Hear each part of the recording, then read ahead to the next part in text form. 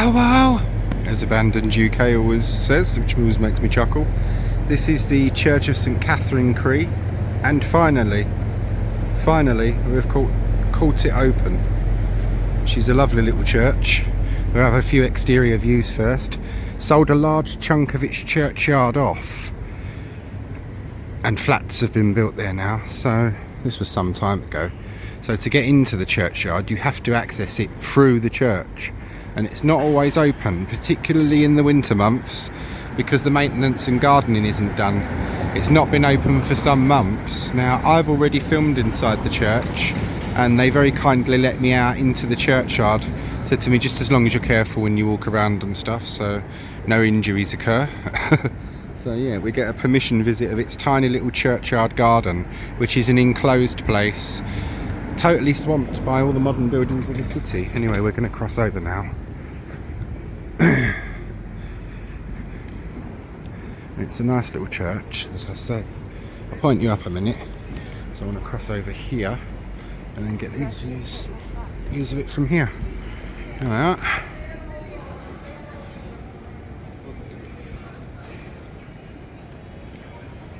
Such pretties.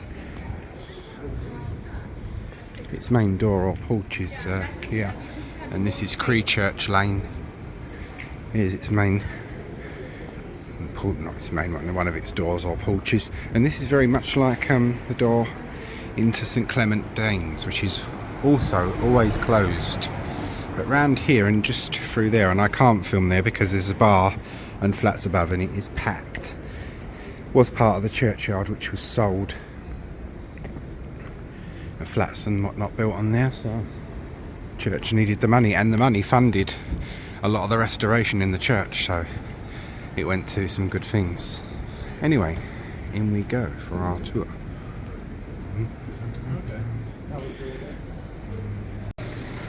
And in we go. As I say, I've been waiting to get into this one for a while. My trouble was, though, is that I was coming on a Wednesday, and this church is not open on Wednesdays. So we'll go in. I just had to restart this one because the camera played up. So I'll do the side aisles first.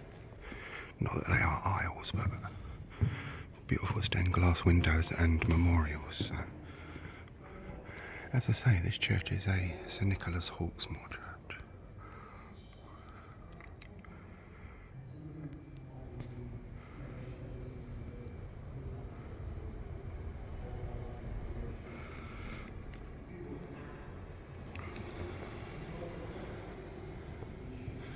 Sacred to the memory of James Bridges Esquire, who departed this life the 15th day of December 1836 in the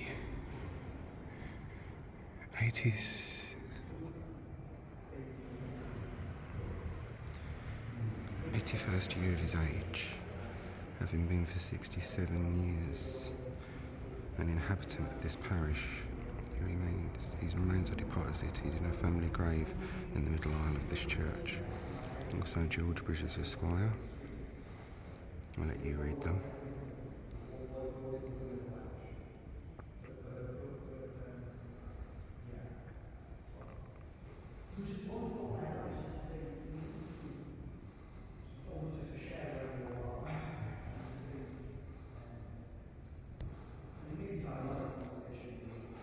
I'll just pause you a sec while I get my notes.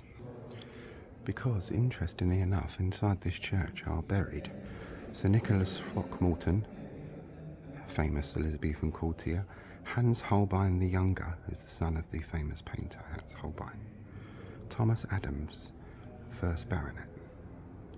And that's just a few of them. So I'll put my phone away now because I have the two phones, one for notes and one for filming. This is a stunner, isn't it? Even if I do say so myself.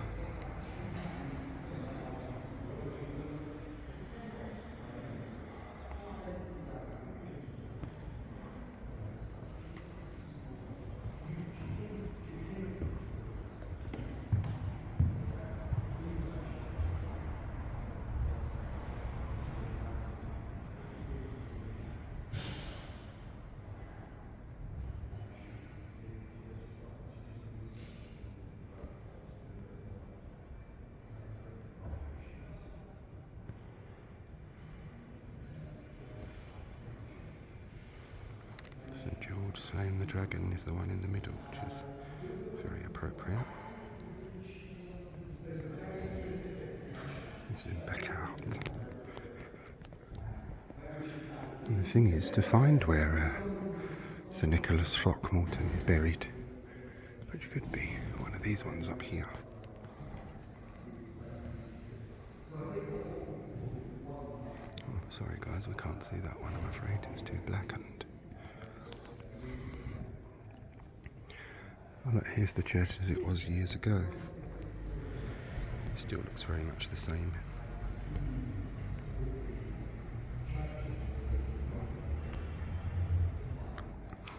This was a parish church, but it's a guild church now.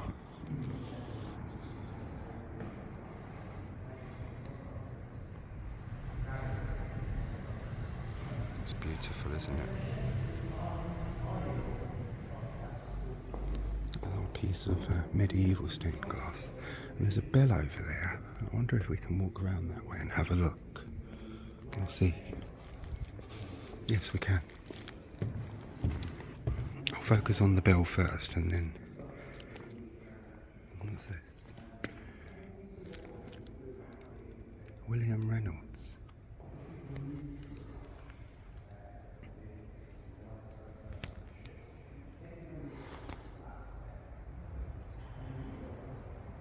It's in Latin.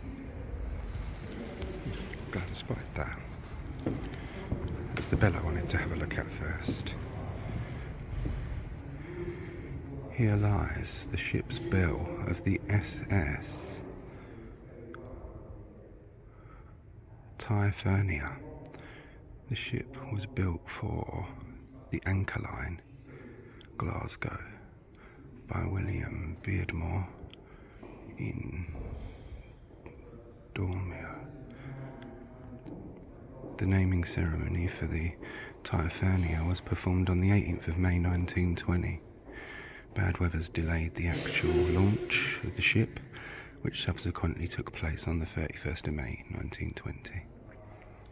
The Typhonia was purchased by the Cunard Line in 1924, refitted in February of that year, renamed Lancastria, and entered their Liverpool to New York service on March 22nd, 1924.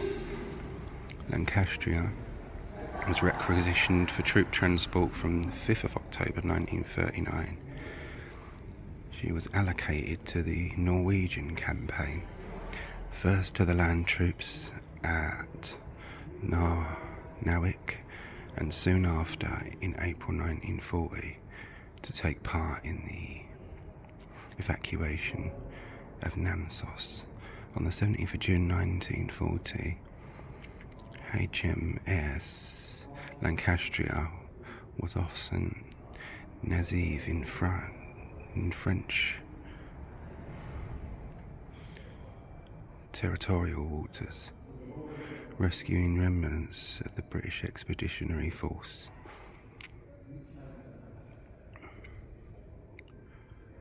Retreating westwards at the fall of France,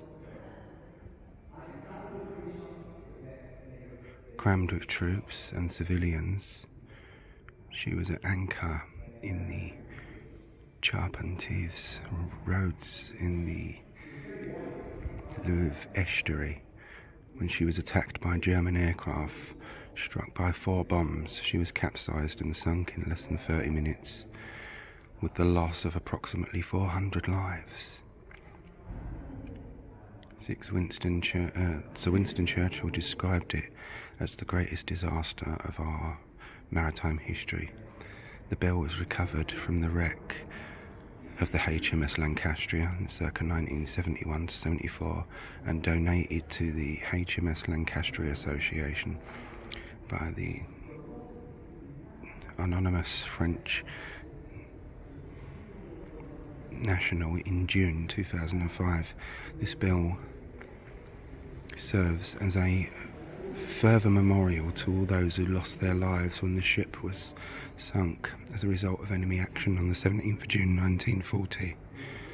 And there's a piece of history for you, isn't it? Take a picture of that and a picture of its description card. Now that's what I wanted to see. And these are the troops of the Lancastria.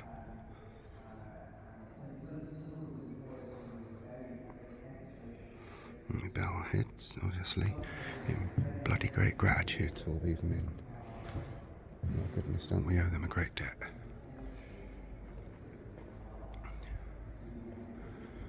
Oh, this is a beautiful window, isn't it? 17th of June 1940 this was put in.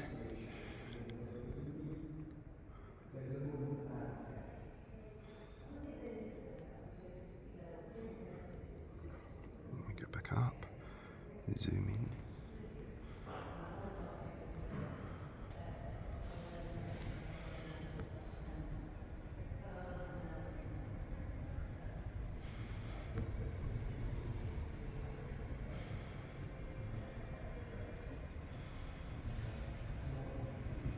The memorial window for the Lancastria, I think, of course, because it's right above the memorial to that.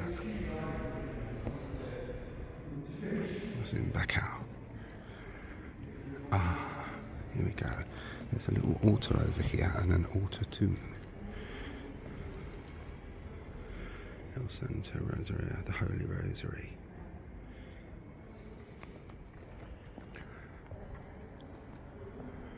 Here lieth. Here we go, I think we got him. Nicholas Throckmorton, Knight, fourth son to George Throckmorton, Knight, which Sir Nicholas was chief.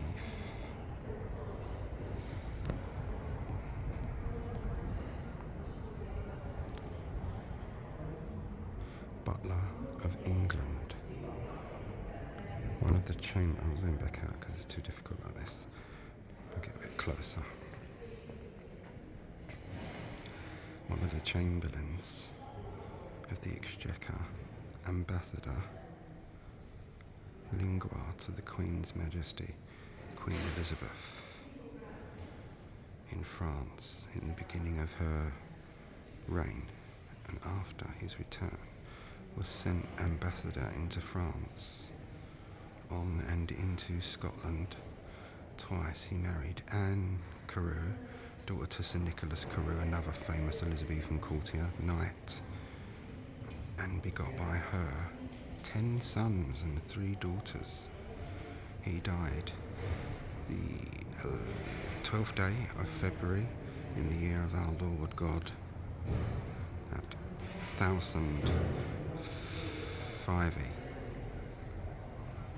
honoured 70 and 20, 40, 60, 70 years old he was, 70 and 10.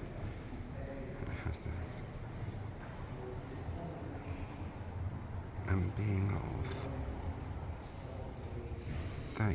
of age, 50 and 7 years. Oh gosh, this is confusing. Bear with me a minute. He died the 12th day of February in the year of our Lord 1500 and 70, so that's 15, 20, 40, 60, 15, 70, and being of age of 50 and 7 years, so he died in 1570 and he was age 57. Why couldn't they have just put that? And who the devil thought of Thage? Spelling was very colloquial back in those days, as you can see. There's another memorial here. Mrs. Sarah James. Pause to read if you want, because I'll be scrolling away from this one in a sec, because obviously I can't focus on every single one for too long. Pause to read now. Off we go. If I focused on all the memorials, they would have very little of a church tour. And this is a beautiful church, it really is lovely.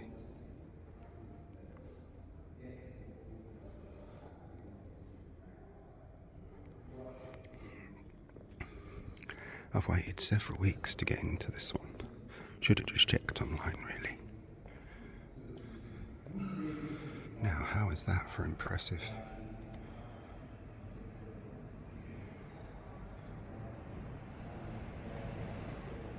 Oh, Dominic Christi, I never saw a finer church. Oh, there's stained glass up there too.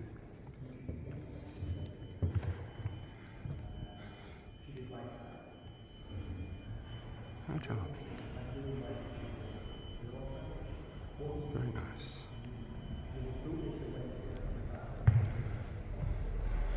You have to admit, Inigo Jones knew exactly what he was doing.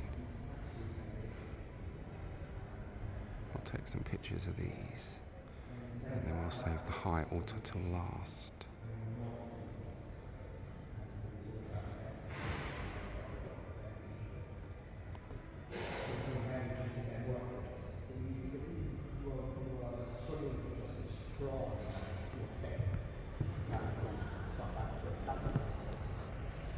We'll look over to those ones.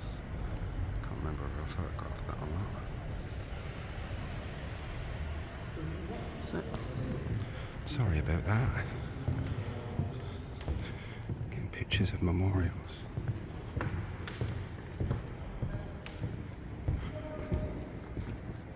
There's another nice stained glass window over there, look. And various other items of paraphernalia.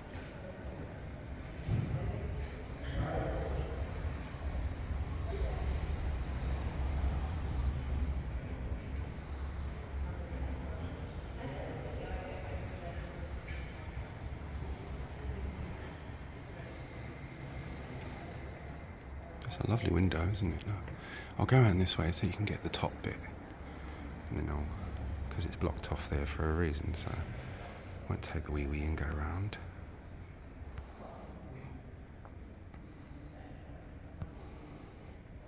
As you've probably gathered by now, I'm quite partial to stained glass.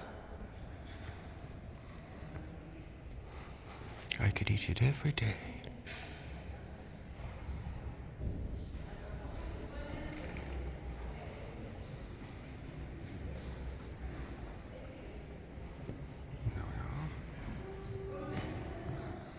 There's a tomb there as well, another one.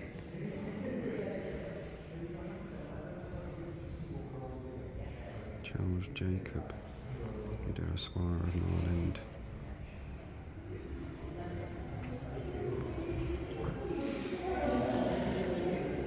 Edrup. Ralph Clay, Esquire. And this one.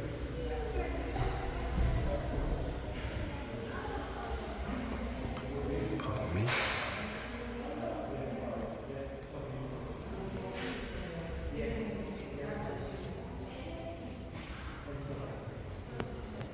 I love this phone for its zooming alone.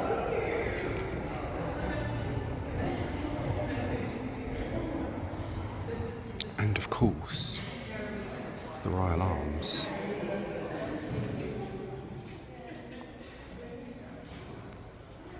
With more coats of arms above. And you look straight down the side there. Now we've covered the side aisle, so I'll point you up for a minute. Oh, no I won't. There's some tombs here.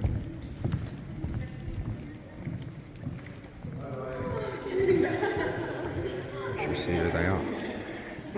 Beneath this stone are deposited the remains of James Bridger of Aldgate Street, Esquire, departed this life on the 15th day of December 1836 in the 81st year of his age. 67 years an inhabitant of this parish. Oh, we saw his memorial on the wall, didn't we? Also George Bridger, Esquire, eldest son of the above, who died 6th of February 1843 in the 48th year of his age. Also James Weddell Bridger, Esquire, second son of the above, departed this life 30th of January 1848, aged 51 years.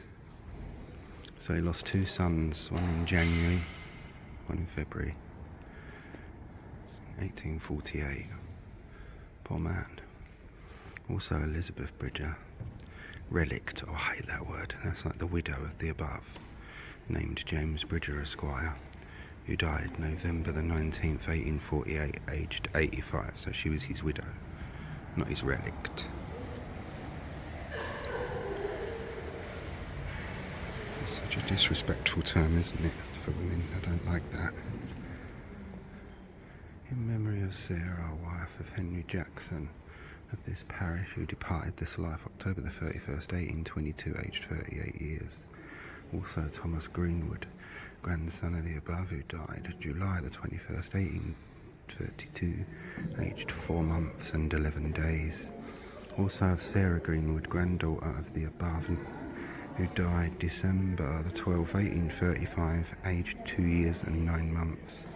Also of the above named Mr. Henry Jackson, who departed this life February the 24th, 1851, aged 79 years.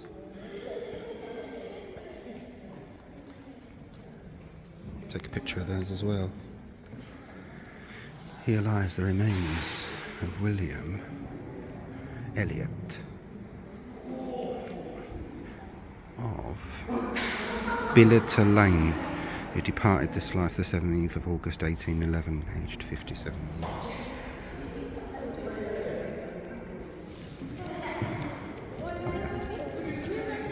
And over here you've got more memorials and stained glass. So we'll check these two out first.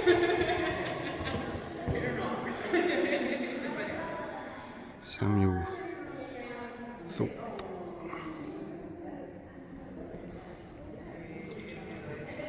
Died at Madras on the 15th of July 1791, aged 19 years.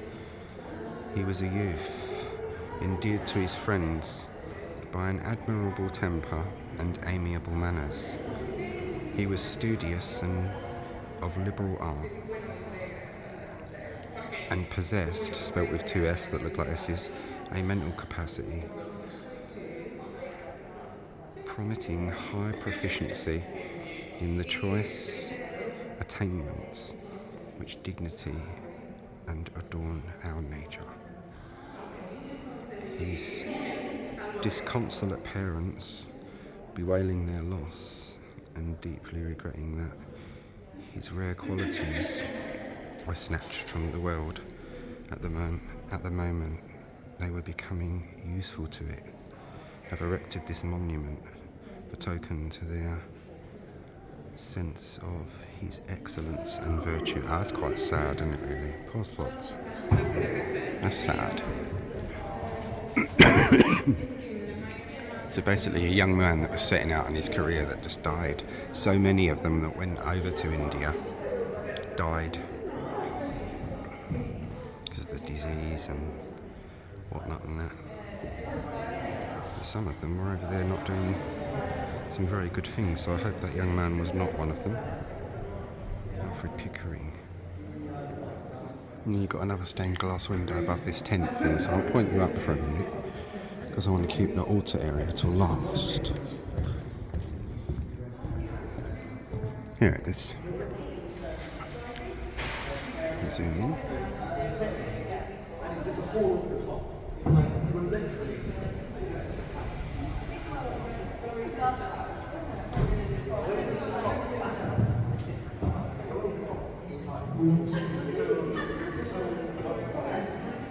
We'll zoom out and go around this way and cover this side aisle and see if I can get the side bit of the window. Ah, excellent. I can get it from this bit, but not completely great.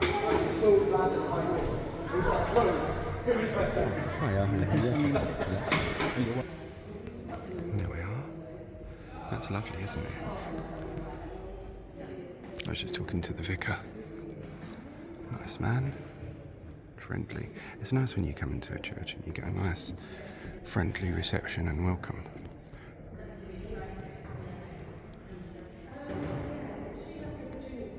What I received today is basically the complete polar opposite of what I received in St Andrew's Church in Plaistow, but then it's a different denomination. So Mrs. Sarah Haig Godfrey, to the memory of a most exemplary wife and affectionate mother, Mrs. Sarah Haig Godfrey, wife to Mr. John Godfrey of this parish, who died the 4th of September 1838, in her 49th year. Also the above named Mr. John Godfrey, who died the 10th of September 1840, aged 53 years. Sincerely and deservedly regretted. That is their loss, obviously. So, yeah. This is an old one up here. Memorial Sacrum. That's in Latin.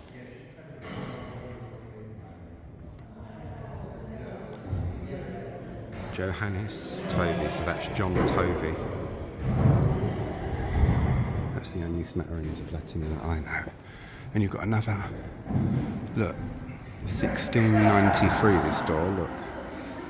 Don't you just love details like that? This church, as the vicar was just saying to me, is pre-fire. So it is a rare little gem in London, this one. Because most of the churches were completely and utterly destroyed by the fire. They managed to stop the fire of London just before it got to the Hoop and Grapes pub in Aldgate. And it missed this church as well, thankfully. But the original church was in the 1280s. Come the 1620s, it was basically falling down. So they rebuilt. Inigo Jones, so I'm very careful, because there's an altar behind me, and you all know how accident prone I can be. Falling backwards over an altar is not something I would particularly fancy. Now this is very, very special, because this is an original and untouched Inigo Jones font. Inigo Jones designed a lot of font covers for churches in London, but this entire font is his creation. I'm going to flip you on the side a minute, just so we can do this.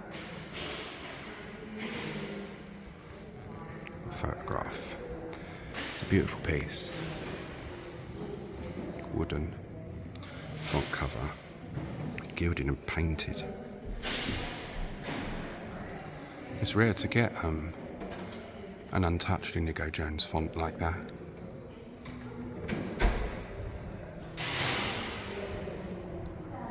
Cresswood, Esquire, formerly Navy officer, late of the Crescent in the Minories, who died the 3rd day of March 1811, aged 70 years.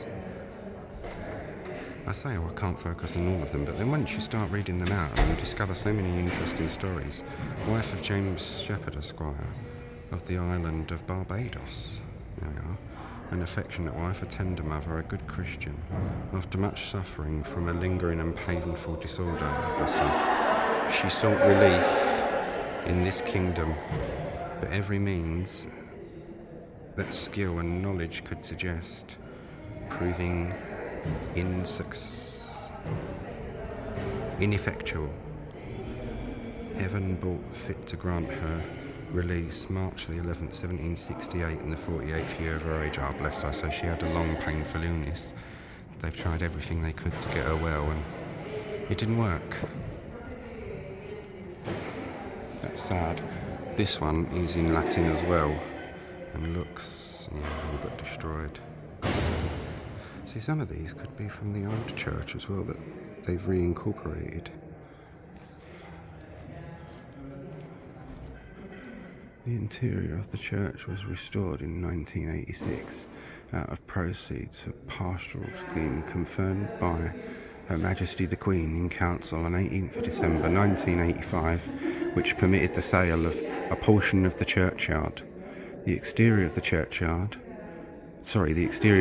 was cleaned and repaired at the same time by means of a grant from the City Parochial Foundation. So this is what I say, a lot of these churches, they aren't funded by the state as such. So, as I always say in many of my videos, if you can pop on the website, and this is St Katharine, Cree, and give a little donation, you'll be saving a piece of English history and a piece of London history, because this church, we are right on the borderland of the East End and the City of London. This one is probably going to go a little bit over 35 minutes. It will have to be YouTubed if it does. But now, we're going to go and have a look at the pulpit first, and then the high altar.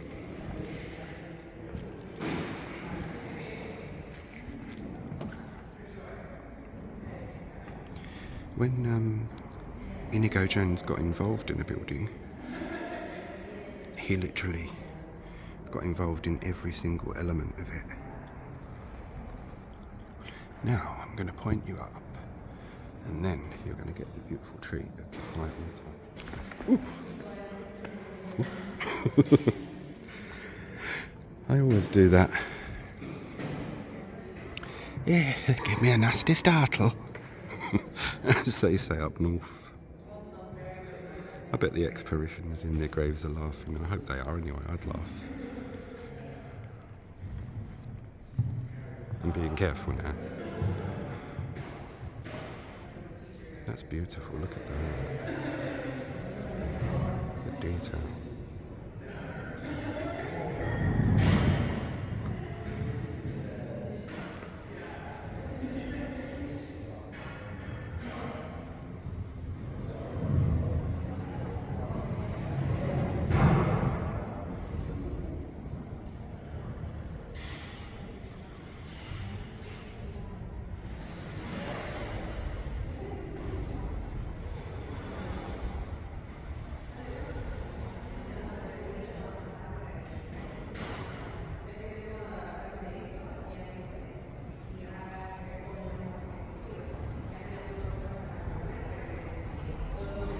I say about you guys and girls leaving a donation, that's what I need to discover.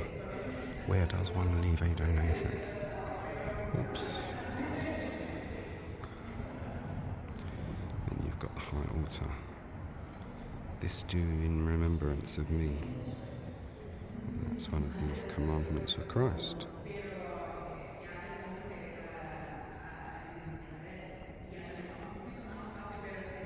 No, this will be under 35 minutes, possible. Oh no, I ain't done the outside yet, or the churchyard. So, zoom it out and give you a once round. So it probably will be over 35 minutes if the churchyard is opened. To be honest with you, I didn't know this church had a churchyard till I'd done my research, which was very recently. And I hope you have all enjoyed the interior of this lovely church. Now I need to find where you can, or if you can leave a cash donation, because I don't do all this card business. Ah, I've seen it, I found it, here it is. If you come in here and visit the church, please leave a donation in here, or you can give by doing so online at www.St. Cree, all one word, .org/donate. And if you do so, you'll be saving a lovely, lovely, beautiful place like this, which not only God and heaven will thank you for, if there is such a thing in a place, so will I. Yes, my dears, I will be pleased with you. Anyway, I hope you've all enjoyed the inside of this beautiful church. Take care all, and thank you for watching.